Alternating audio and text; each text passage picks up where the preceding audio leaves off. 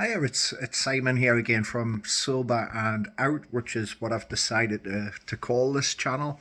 And this video is about the improvements that you can expect in your health once you stop drinking alcohol. It's absolutely destructive to your mind and to your body.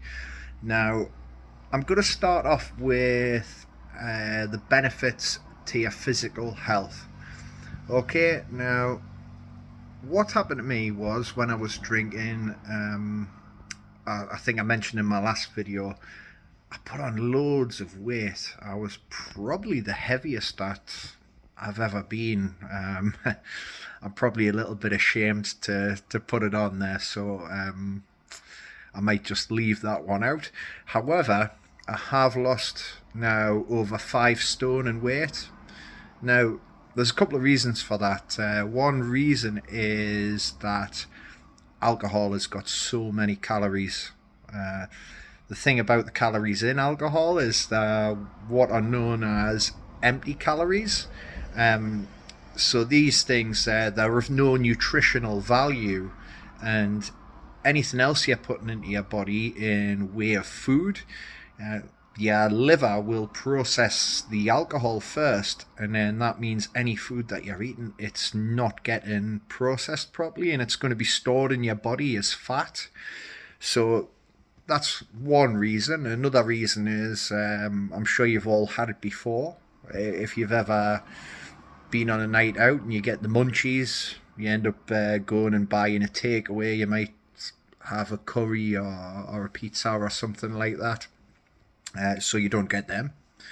Your appetite just kind of normalizes.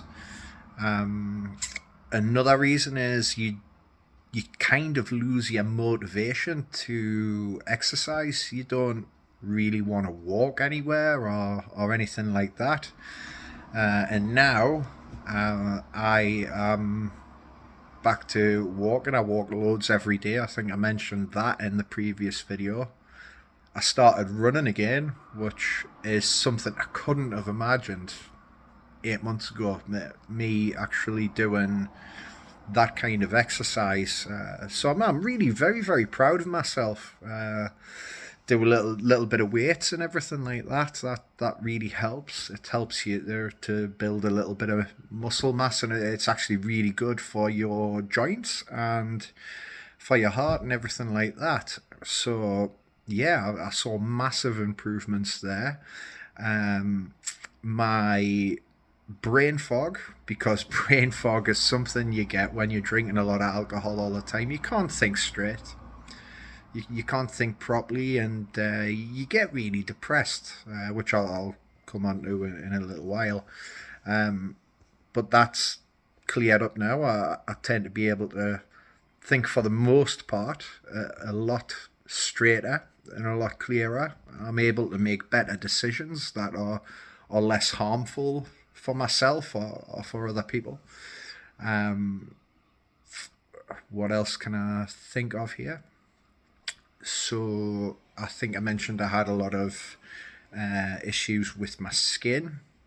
I had, or I do have seborrheic dermatitis, but alcohol is going to severely irritate that condition, and it really did. So I'd get it on my face, like on my eyebrows, around the nose, everything like that. Even in my ears, get this kind of itchy, flaky skin. It's very unpleasant and also very unattractive. It's not a nice thing, and I feel sorry for anybody else who is a fellow sufferer. But yeah, I found that my stomach was really bloated all the time, to the point of actually being really uncomfortable. It would cause issues with my back. My back would ache a lot. Again, sweating over nothing. I'd like walk up the stairs or anything like that, and I would just be like pouring with sweat. It was just so easy how that occurred.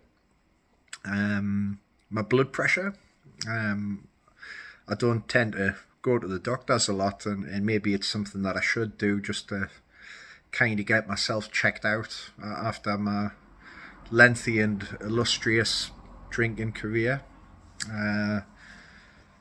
But I feel so healthy now, I don't feel like I need to. Not for that issue anyway. But yeah, my blood pressure has went right down to the point where it's almost perfect. Before that, it was very, very high. As I said, I didn't get that taken at the doctor's. I have a machine at home that I use because I'm a bit neurotic. Not so much now, actually, since I've stopped drinking. I'm a lot less neurotic because that's something else alcohol does to you. I am having a little bit of trouble with my sleep now, but when you are drinking, when you're not sober, you're gonna have issues with that. You're gonna be able to probably get to sleep okay once you're absolutely skulled off your face, but you're gonna wake up through the night, and it's one of the things that alcohol does to you, because alcohol is a depressant. Your body is going to produce a lot of stress hormones, and stress, it's not going to give you good sleep, is it? It's simple as that. Yeah. I had a lot of problems with my constitution, shall we say. I had to go to the toilet for a number two quite a lot. Once I stopped, I saw improvements in that in around about a week. And then after a month, it was just perfect. It was back to normal. You know, what most people would consider normal. Yeah, so physically, massive improvement. I'm seeing a lot of people around, and the come at me and they say, "Have you lost a lot of weight?" And I say, "Yeah, I've lost about 5 stone." And people just kind of commenting how well I look, how healthy I look, it's always nice to hear. It's great to hear when you're doing well. But like I say, it's not just that. It's my skin. It's a healthier. It's got a healthier look to it. It's got a healthier colour. I don't have so much the bags under my eyes that I used to get, or the big kind of padding on my face, which is nice. It's nice to be able to see my cheekbones again. Yeah. But honestly, the rewards you're going to get from quitting is they're really endless. They're absolutely limitless. The other side of my health that I should probably talk about is my mental health and the improvements that come from that once you stop drinking alcohol. Now, I did speak about something called pink cloud syndrome, which is this kind of honeymoon phase when you stop drinking and you feel fantastic. It's like you're playing life in easy mode. Yeah, everything just becomes easy. The things that would bother you when you are drinking, like, oh, I've got a pile of dishes in the sink. You end up with a pile of dishes in your sink because you can't be bothered to do it. You can't be bothered to do it, and then somebody has to come round to your house, and then you've got to plough through those dishes, and I would get really frustrated and really hot and sweaty and stressed out by something as simple as doing the dishes. And now, all of a sudden, it's not a problem anymore. Obviously, a lot of people kind of take that for granted, which you should. But when you're in the grip of addiction, little things like that can be a problem. You are going to get better quality sleep, as I said, which is essential to your mental health. And of course, as I'd already mentioned, alcohol's a depressant. Your body counteracts that depressant, and you're going to produce a lot of stress hormones. And they're not called stress hormones for nothing. You're going to be stressed out, yeah. It kind of sticks around once the alcohol's worn off, yeah. And this is something that's crucial in the withdrawal phase. Yeah, if you've been mistreating alcohol for some time, you're going to have issues with withdrawal because of the hormones that your body produced. But I think that's maybe something we could do for another video. But yeah, in terms of mental health, I had terrible anxiety. It was awful. I would have panic attacks. Not a lot of people would notice because I was so ashamed of it. I was ashamed. You would get these kind of moments where you think you're going to die. You know, you're like thinking, oh, my heart, I'm getting heart palpitations here, which you do when you drink a lot of alcohol.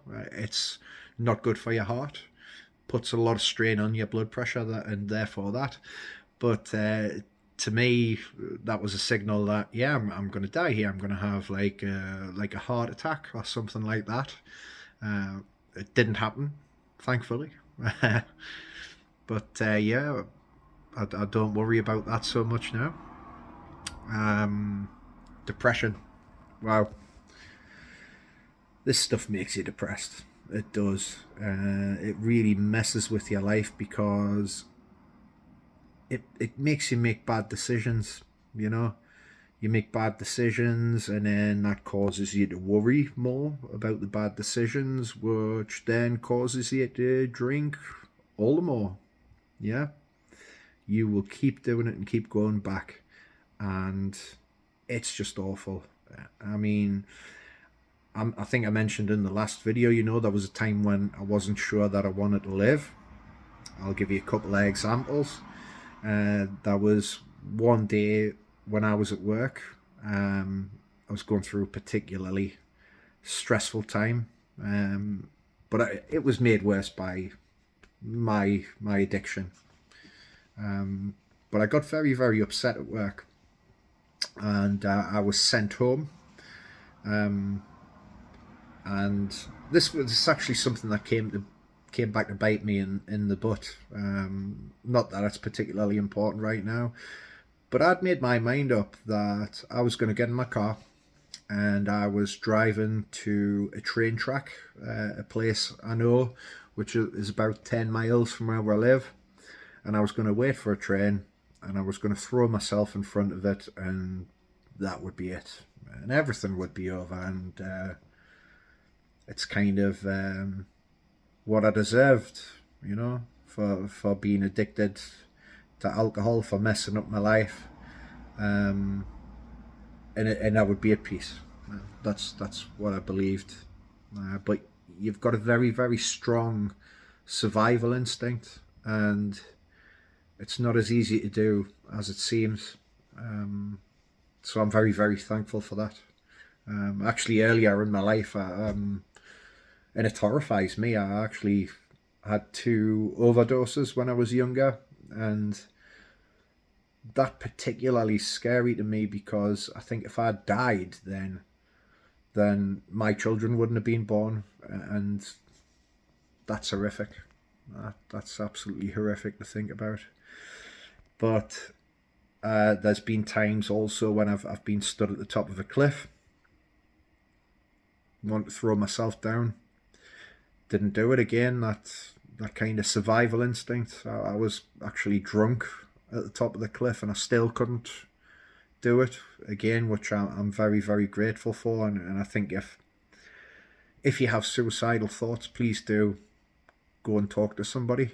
You know, it can always get better. You know, it might seem like that's the only option, but you're throwing away your chance at life. You know, what about all the things that you want to do and want to achieve? What about the experiences that you want to have? Don't throw that away. You know, however bad it is, you can get yourself out of it. You can. And if that means seeking out professional help, do it. They're there for a reason. Yeah. But now, after all of that, I'm in a much better place, you know. Like I said, I'm still dealing with a lot of issues, and I'm not out the woods yet, you know. I'm not fine. I have my ups and downs every day, you know. I really, really struggle with myself. But the difference is now is that I can see that I can have a good life again. I can see it, and I feel like it's just around the corner. I've got hope again. I'm starting to have little dreams for myself, which I haven't had for a long time. I've got hope, you know. Maybe thinking about, doing things like getting a better job, you know, being able to afford a car again, you know, maybe a new relationship, you know. There's so many possibilities. There's so many possibilities. And I think that, if you're finding yourself in the depths of despair, if you're only caring about where your next drink's coming from because you can't face life, then that's the time to maybe reach out for help. Because it's difficult to accept that you might have a problem. But do it. Do it.